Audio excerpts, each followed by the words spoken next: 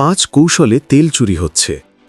তেল চুরির বিষয়ে বিভিন্ন পেট্রোল পাম্পে কর্মরতদের সঙ্গে কথা বলে জানা গেছে চাঞ্চল্যকর তথ্য।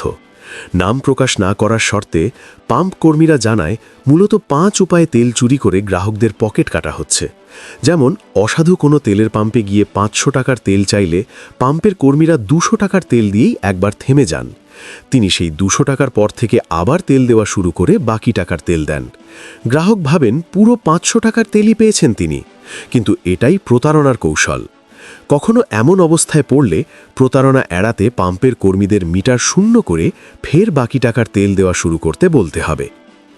অনেক অসাধু পেট্রোল পাম্প মালিক প্রয়োজনের তুলনায় অনেক লম্বা পাইপ ব্যবহার করে থাকেন তেল সরবরাহের জন্য।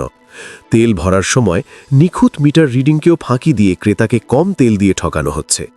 কারণ মিটারে যদি দেখায় যে 1 লিটার তেল দেওয়া হয়ে গিয়েছে, সেক্ষেত্রে তখনও বেশ কিছুটা তেল ওই লম্বা পাইপেই থেকে যায়। তাড়াহুড়োর কারণে 1 লিটারে 50-60 মিলিলিটার তেল কম দিলেও গ্রাহকরা টের পান না। এভাবে সারাদিনে গ্রাহকদের কাছ থেকে লিটার লিটার তেল চুরি করছে পেট্রোল পাম্প কর্তৃপক্ষ। সুইচ অন অফ করেও করা হচ্ছে প্রতারণা। যদি দেখা যায় পাম্প কর্মচারী বারবার তেলের পাইপের সুইচ নামিয়ে ফেলছেন, তাহলে বুঝতে হবে কারসাজি করা হচ্ছে। বারবার অফ হয়ে যাওয়ার ফলে ন্যায্য মূল্যের তেল পাবেন না গ্রাহক।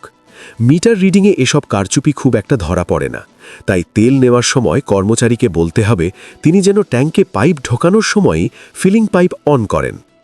পেট্রোলের সঙ্গে ন্যাপথা, যা পেট্রোলেরই উপজাত দ্রব্য, মেশানোর মাধ্যমেও হচ্ছে সীমাহীন চুরি।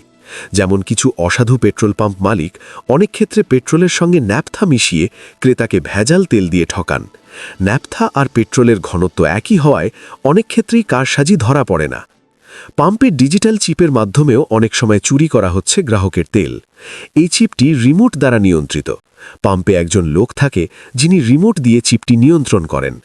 কোনো পাম্প থেকে তেল নেওয়ার পর যদি মনে হয় মিটারে ঝামেলা আছে, তাহলে 1 লিটারের বোতলে তেলটি মেপে দেখলেই বিষয়টি খোলসা হয়ে যাবে বলেও জানান পাম্প কর্মীরা।